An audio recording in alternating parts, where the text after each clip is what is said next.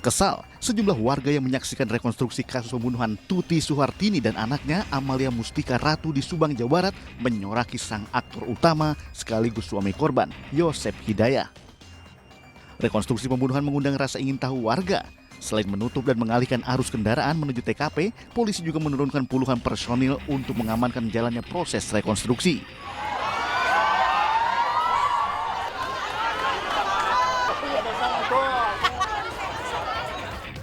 Dalam rekonstruksi yang digelar pada Rabu 22 November 2023, sebanyak 95 adegan diperagakan di 3 lokasi berbeda. Meski polisi menghadirkan 5 tersangka, namun tersangka Mimin dan kedua anaknya menolak melakukan adegan, sehingga diperagakan oleh peran pengganti. Tadi kita sudah tergambar dari mulai Yosep dengan Danu bertemu di tempat makan pecel lele. Jadi memang Yosep minta tolong pada Danu untuk membantu, hanya membantu saja, menggunakan golok dan stigolok. Kepala korban, ya, karena hasil dari periksa dokter setelah melakukan otopsi itu meninggalnya karena rusaknya jaringan otak. Untuk Amel pada saat tidur dia terbangun, duduk, kemudian dipegang oleh Ariki dengan Danu, kemudian dipukul oleh Yosep menggunakan stigolok. Meski bersedia mengikuti puluhan reka adegan dalam rekonstruksi, namun Yosep tetap membantah ikut terlibat dalam pembunuhan istri dan anaknya. Menurut kuasa hukum Yosep, kliennya bersedia ikut rekonstruksi karena ingin mengetahui apa yang disampaikan oleh tersangka Danu. Pak Yosep bersedia memang dari awal hanya untuk mengetahui apa sebenarnya cerita Danu tentang kejadian tanggal 17 itu. Dan alhamdulillah Pak Yosep dapat jawabannya ternyata hari ini. Dari rekonstruksinya Pak Yosep nanti, catatan di dalam berita acaranya adalah menolak semua cerita yang dikarang Danu di dalam BAP-nya. Lamanya proses pengungkapan kasus pembunuhan Tuti dan anaknya Amalia membuat publik bertanya-tanya. Apalagi kasus tersebut sempat berselimut misteri sejak 2021. Kasus pembunuhan yang sebelumnya dipegang oleh Polres Subang akhirnya diambil alih oleh Polda Jawa Barat pada 15 November 2021. Sejak pertama kali kasus ini terungkap, setidaknya polisi telah melakukan 2 kali otopsi terhadap kedua jasad ibu dan anak ini. Polisi juga telah menggelar olah TKP sebanyak 5 kali. Memeriksa 121 saksi dan mengumpulkan sebanyak 261 alat bukti.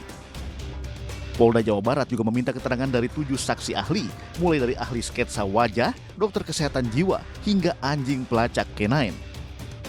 Penyidik kepolisian juga memeriksa kamera pengawas di 40-50 titik lokasi sepanjang 50 km dari lokasi kejadian. Salah satu kendala Polda Jawa Barat dalam mengungkap kasus tersebut adalah keadaan TKP yang sudah rusak dan tak utuh. TKP memang sudah tidak utuh ya, kita nggak bisa melakukan usaha, tapi yang jelas pada saat itu memang kondisi Pak sudah keras. Ya kebetulan masih ada beberapa yang masih utuh lah, seperti bercak darah segala macam masih utuh. Adalah pengakuan tersangka Danu, keponakan korban yang akhirnya mengungkap misteri pembunuhan Tuti dan anaknya Amalia. Menurut penuturan kuasa hukumnya, Ahmad Taufan, selama 2 tahun terakhir Danu mendapatkan tekanan namun akhirnya berani membongkar dan menyerahkan diri ke polisi. Belum adanya motif tersangka Yosep membunuh istri dan juga anak kandungnya yang dirilis penyidik Polda Jawa Barat membuat spekulasi liar di masyarakat pun menyeruak. Salah satunya diduga terkait persoalan keuangan dari Yayasan Bina Prestasi Nasional milik Yosep Hidayah dan istrinya Tuti. Menurut Yoris, anak pertama Yosep dan Tuti, pasca kedua korban terbunuh, ayahnya Yosep telah mencairkan uang yayasan sebanyak 2 kali melalui tersangka Danu. Pasca kejadian ya, kan itu ini ya Pak Yosep juga pernah minta untuk mencairkan uang yayasan itu itu pasca udah kalau nggak salah itu pasca itu dua hari lah setelah kejadian itu. Jadi dia itu nyuruh Danu untuk jadi bendahara dan untuk mencairkan totalnya aja itu 22 juta sama kalau nggak salah itu 50 juta kalau nggak salah. 2 kali pencairan. 2 kali pencairan. Apa itu? Ya. Apa itu? Ya mungkin sekolah sih yang mungkin. Tapi tanpa sepengetahuan Ayo di sini. Ya, Karena udah dinonaktifkan itu. Betul. Habis itu nggak tahu apa-apa waktu itu. Fakta lain diungkap kakak korban, Lilis Sulastri, mengenai teror yang diterima Tuti dari Mimin Mintarsih, istri muda sang suami. Lilis yang sering menjadi tempat berkeluh kesah korban Tuti menuturkan kalau Mimin sering mengumpat almarhum adiknya dengan kata-kata kasar. Ya samanya sama yang istri muda katanya dulu Maya waktu itu sering neror, yang kan nge-WA gitu ya, gitulah sama itu udah disebut lah situ. Kata saya udah hapus itunya, soalnya kalau dilihat mah sakit hati, kata saya udah nomornya itu kartunya ganti, kata saya gitu, biar dia nggak neror terus. Lilis menuturkan hubungan korban Tuti dengan suaminya Yosep sudah tak lagi harmonis sejak Amalia sang anak yang juga menjadi korban pembunuhan masih berusia 4 tahun.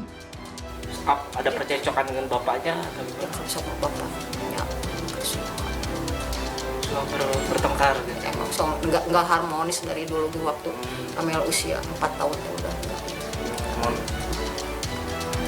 Nah, susah lah itunya. Kasihan kalau lihat gitu mah. Bersandiwara setelah menghabisi nyawa istri sendiri demi menguasai harta merupakan perilaku keji yang tak manusiawi. Suami, ayah, sosok yang seharusnya menjaga dan menjadi pelindung keluarga justru berubah menjadi monster sadis yang tega merenggut nyawa sang belahan jiwa. Apapun motifnya, harta, tahta, atau wanita, Yosep sang aktor utama beserta istri muda dan anggota komplotannya harus mendapatkan hukuman yang setimpal atas perbuatannya mencabut nyawa Tuti Suhartini dan anaknya Amalia Mustika Ratu. Jadi jangan bilang Anda tidak tahu akan permasalahan ini, karena kami sudah memberitahukannya.